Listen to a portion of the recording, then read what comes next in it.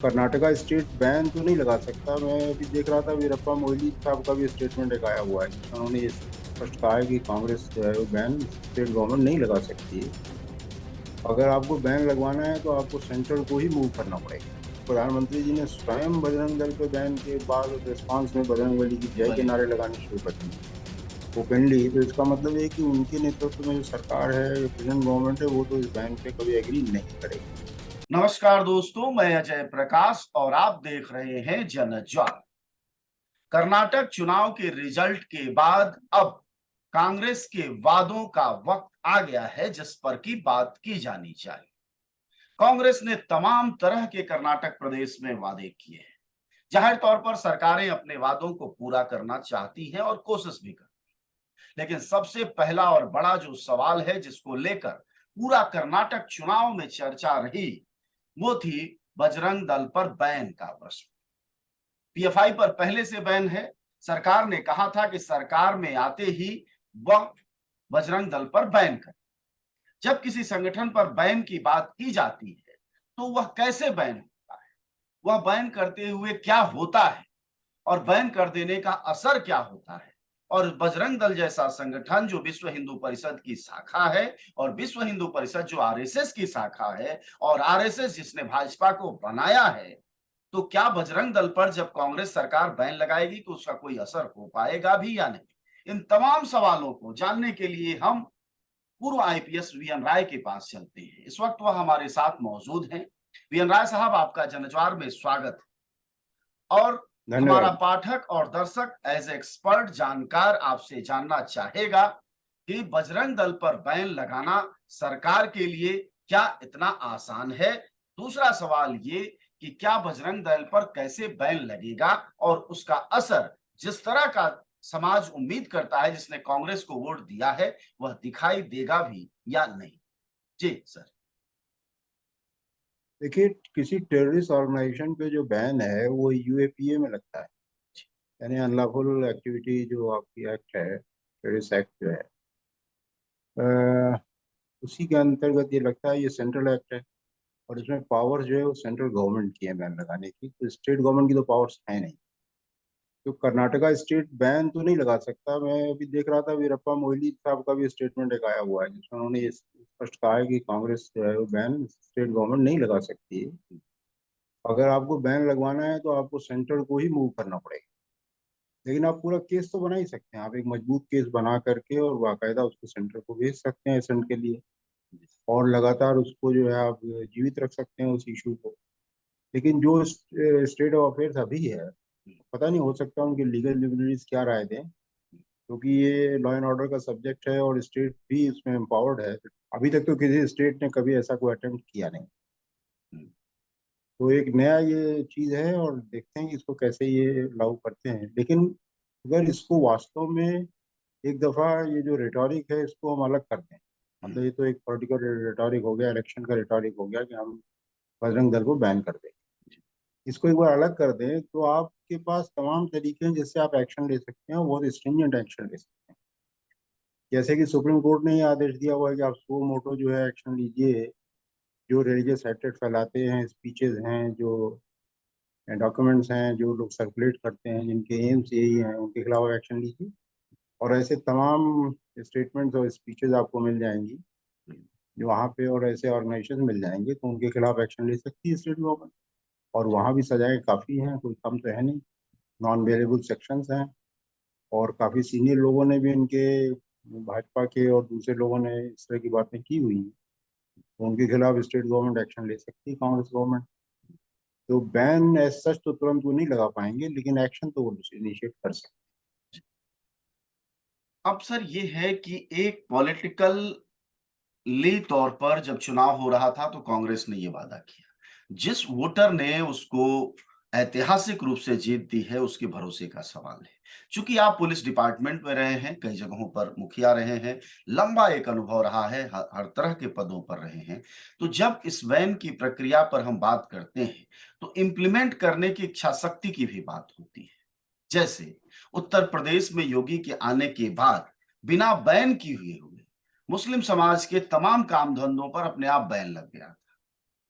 तो ये क्या इच्छा शक्ति, यह क्या स्वरूप आपको कर्नाटक में बजरंग दल के उन हेट स्पीचेस और उसके अलावा इस तरह की गतिविधियों को लेकर दिखाई देती है?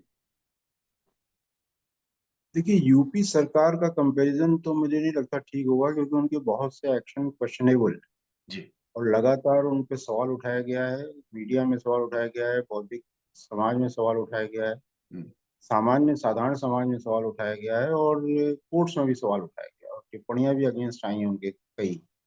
हुँ, और ये एक सरकार है जो हमेशा जिसके सर पे इंक्वायरी की तलवार लटकती ही रहती है, चाहे कहीं बुलडोजर चलाने को लेकर के हो, चाहे केस न दर्ज करने को लेकर के हो, चाहे फॉल्स एनकाउंटर्स की बात हो, चाहे गलत मुकदमे दर्ज करने की बात हो, ये कुछ ना कुछ ये लोग जाते ही रहते हैं। जी, तो वो कोई बहुत सही उदाहरण नहीं है, लेकिन अगर हम एक सही उदाहरण को लेना चाहें, तो हम सवाल ये है कि भाई आपने एक पॉलिटिकल मॉडल तो अपना पेश कर दिया है, आपने सही कहा कि पॉलिटिकली तो आपने बात कह दी है हुँ, और अपनी इच्छा जाहिर कर दी। कांग्रेस ने एक तरह से मुझसे पूछे तो कर्नाटका में एक नया पॉलिटिकल मॉडल पेश किया, यस, और उसका रिवार्ड भी उनको मिला है, जी, और वो उनकी क्रेडिबिलिटी भी जो है वो बढ़ी है, और उनके नए वोटर्स आए हैं, और उनको 7% का जैसा कि आ रहा है, जी, वोटिंग में इजाफा भी हुआ है उनके। हुँ, लेकिन सवाल ये है कि क्या आपके पास कोई एडमिनिस्ट्रेटिव मॉडल ऐसा है जिसको जो कि इस पॉलिटिकल मॉडल को आगे ले जा सके?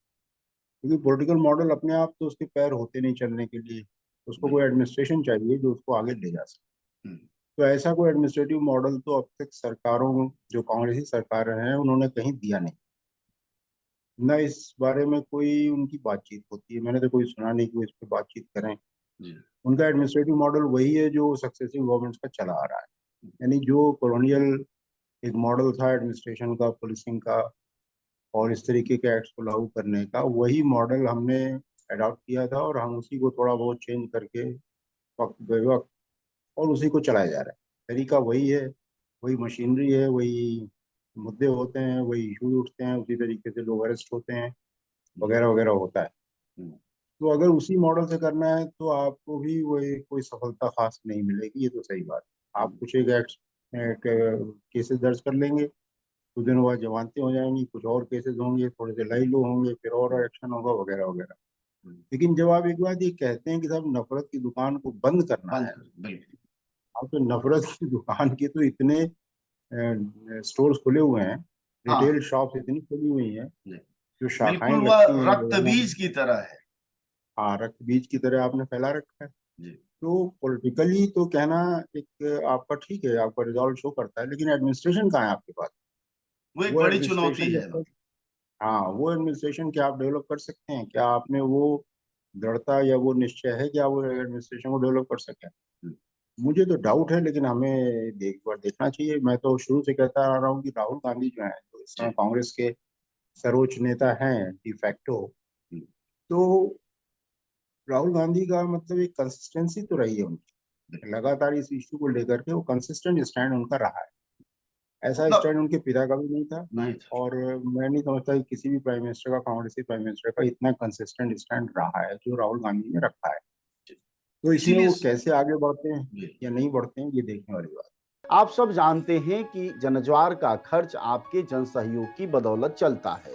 आप भी जनसहयोग में शामिल हों और आजाद और स्वतंत्र पत्रकारिता को बनाए रखने के हमारे इस महाअभियान में शामिल हों। हमें इंतजार रहेगा आपके सहयोग का, क्योंकि आपका सहयोग ही हमारी मजबूती का सबसे ताकतवर रास्ता है। धन्यवाद साथी। इसीलिए देश उम्मीद भी कर रहा है राहुल गांधी से, और आप देखें कि जब से वह सांसद बने और सदन से लेकर सड़क तक वह लगातार आरएसएस और उसके फैलाए हुए कट्टरपंथ पर बोलते रहे। और संभवतः यह जो आरएसएस बजरंग दल बैन की बात है, हो सकता है कि कांग्रेस जोड़ो यात्रा के दौरान उनको फीड मिला हो और उसके बाद इस घोषणा पत्र में उसे शामिल किया गया। सर, जब आप एडमिनिस्ट्रेटिव इशू की बात कर रहे थे, तो एक और इशू मैं जोड़ना चाहूंगा जो पाठक दर्शक हमारा जानना चाहेगा। जब हम बजरंग दल पहले बैन की बात कर रहे थे, तो कुछ सवाल भी आए कि बजरंग दल वीएचपी का संगठन है, वीएचपी आरएसएस का संगठन है। न आरएसएस रजिस्टर्ड है, न वीएचपी रजिस्टर्ड है भारत सरकार की किसी संस्था में, और न ही बजरंग दल रजिस्टर्ड है। तो जब हम बैन लगाएगी कांग्रेस की सरकार, तो इसकी इसको इम्प्लीमेंट कैसे करें? कहीं ऐसा तो नहीं कि सिर्फ यह कहने और सुनने की बात होकर रह जाएगी? जी सर। नहीं, इसके लिए यूएपीए में किसी संस्था का रजिस्टर्ड होना जरूरी नहीं है, बल्कि ऑर्गेनाइजेशन नाम का कोई चीज भी ना लगा हो तब भी कोई जरूरी नहीं है। वो ग्रुप की बात करते हैं, जी। कहते हैं ग्रुप ऑफ पर्संस। हम्म, बल्कि जो लेटेस्ट अमेंडमेंट हुआ था अमित शाह जी के जमाने में, होम मिनिस्टर साहब का, जी। तो उसमें तो उन्होंने इंडिविजुअल को भी कह दिया कि आप इंडिविजुअल को भी टेररिस्ट कर सकते हैं और यूएपीए उसके खिलाफ भी जी। लगाया जा सकता है। हम्म, और ग्रुप्स को ही आपको खाली इंडिकेट करना है, भाई ये ग्रुप है जो टेररिस्ट एक्टिविटी में इन्वॉल्व। जी। टेररिस्ट एक्टिविटी को उन्होंने आगे जो है डिफाइन किया हुआ है, बहुत सी चीजें दी हुई है। हम्म, उसमें सेक्शन 153 या 153 बी आईपीसी भी इंक्लूड कर लिया गया है बाद में। और तमाम वायलेंट एक्टिविटीज हैं, एनिमिटी फैलाने की बात है, भाषा और लिंग और धर्म के भेदभाव की बात है, इंटीग्रिटी, जो नेशनल जोग्राफिकल इंटीग्रिटी है उसकी बात है, आप एक आर्म्ड रिवेलियन की बात है, तरह तरह की चीजें हैं। मतलब इसका स्कोप बहुत व्यापक है। और अगर आप कंसिस्टेंटली कोई ग्रुप जो है इस तरीके के भाषण दे रहा है, लिटरेचर छाप रहा है, एक्शन कर रहा है, जी। और आप उसको रिलेट कर सकते हैं, तो यूएपीए में वो अट्रैक्ट हो जाता है। हम्म, लेकिन जैसे कि मेरे तो उसके लिए रजिस्टर्ड होना जरूरी नहीं, जरूरी नहीं। किसी जी। ऑर्गेनाइजेशन का रजिस्टर्ड होना जरूरी नहीं है। और ये लॉजिकल भी है कि कोई भी ऑर्गेनाइजेशन जो अनलॉफुल एक्टिविटी कर रहा है हम्म, वो अपने को रजिस्टर्ड क्यों कराएगा।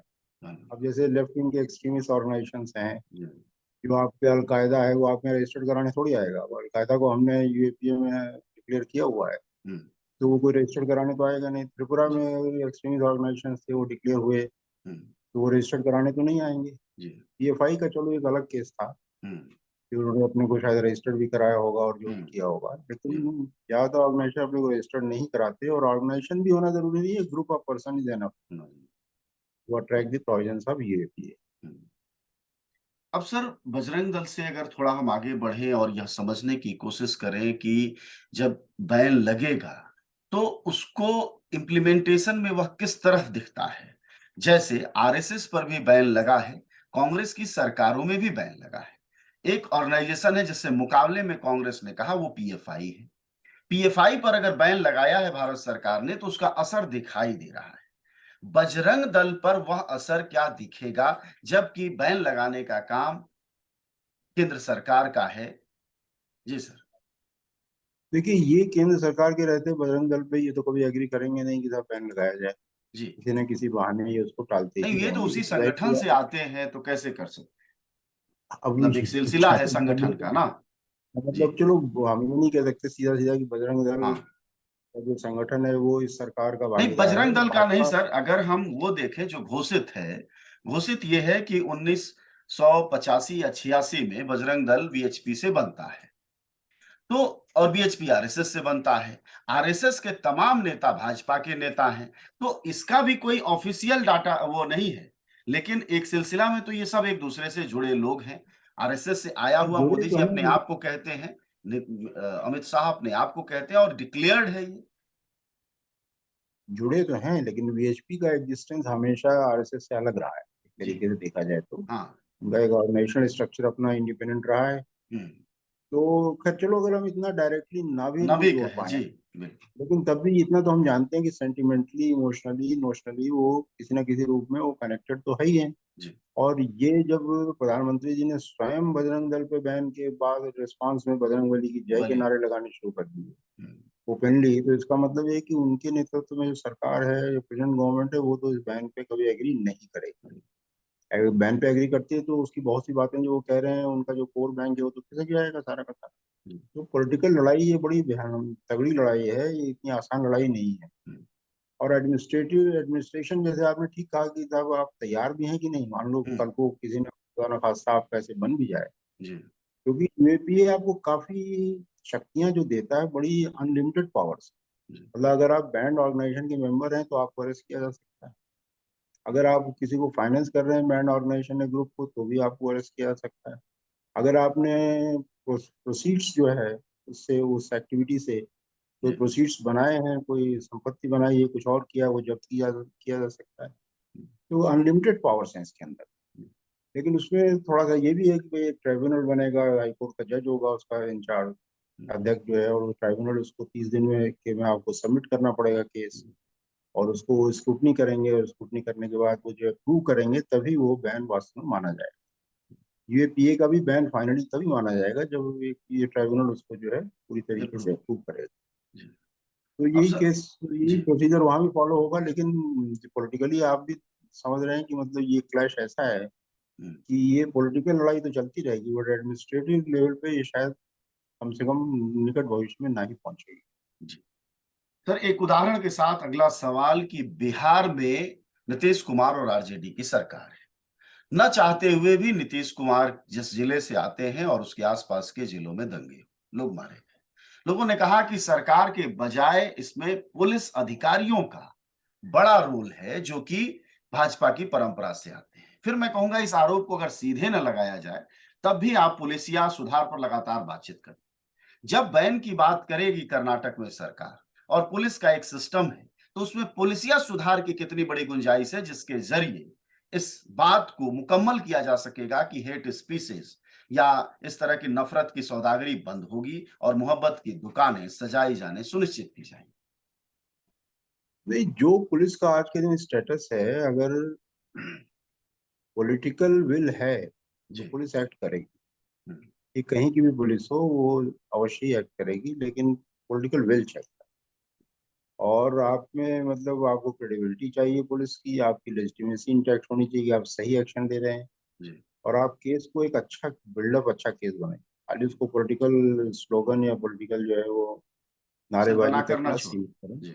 हाँ, ना छोड़ें। हम्म, और इसके लिए आपको एडमिनिस्ट्रेशन में एक बेसिक चेंज करना पड़ेगा। मैं तो बार बार इसी बात को कहता हूँ हम्म, कि जब तक आप कॉलोनियल एडमिनिस्ट्रेशन से या सो कॉल्ड गुड गवर्नेंस या वेलफेयर गवर्नेंस से, जब तक आप डेमोक्रेटिक गवर्नेंस पे नहीं जाए, आप में डेमोक्रेटिक गवर्नेंस पे तो हम जाते ही नहीं, कोई बात ही नहीं करता है। भाई, आपने इतना बड़ा डेमोक्रेटिक कॉन्स्टिट्यूशन बना लिया, शायद दुनिया में इतना एलेबोरेट डेमोक्रेटिक कॉन्स्टिट्यूशन शायद ही कोई हो, और बड़ी जी। बड़ी हस्तियां लगी थी हम्म, जिनकी की डेमोक्रेटिक क्रेडेंशियल्स पे कोई शक नहीं कर सकता है। जी। और हमारी सुप्रीम कोर्ट इसको बड़े ओवर जीलसली सेफगार्ड करती है, चाहे कोई भी पार्टी पावर में रहे, जी। और कैसे भी जज सुप्रीम कोर्ट में बैठे हों। हम्म, इसमें इस मामले में तो वो इकट्ठे होते हैं और पूरी तरीके से सेफगार्ड करते हैं। जी। लेकिन उस कॉन्स्टिट्यूशन को कैरी आउट करने के लिए जो डेमोक्रेटिक गवर्नेंस का स्ट्रक्चर है, वो हमारा लैकिंग है, वही नहीं।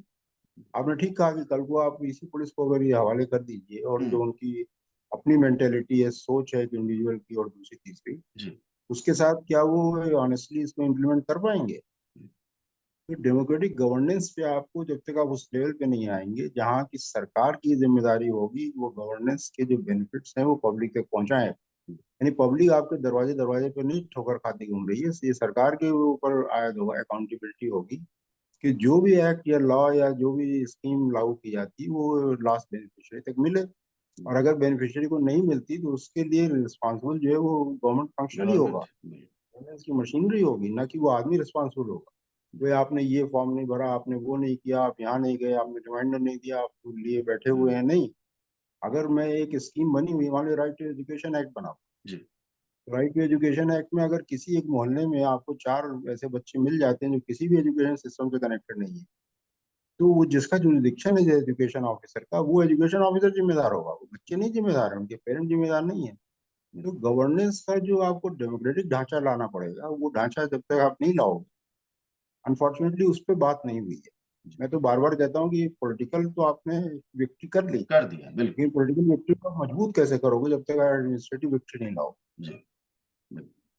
शुक्रिया सर आपका बातचीत के लिए। हम बातचीत कर रहे थे कि जब कांग्रेस जीती तो राहुल गांधी की पहली टिप्पणी थी, नफरत हारा और मोहब्बत की दुकानें सजी। और इसका रिश्ता सीधे तौर पर उन नफरत के सौदागरों से है जिसमें कि बजरंग दल पहले नंबर का कर्नाटक का ऑर्गेनाइजेशन है। पर वीएन राय साहब बता रहे थे, वह पूर्व आईपीएस हैं, इन चीजों के जानकार हैं कि बैन का असल में फायदा कब होगा और कैसे होगा। अन्यथा यह सिर्फ राजनीतिक नारा बनकर रह जाएगा।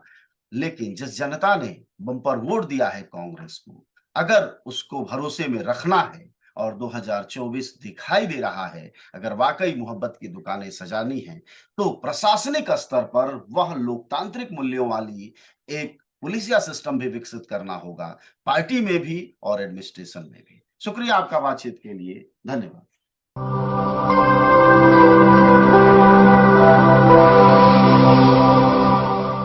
जन ज्वार जनता की मीडिया।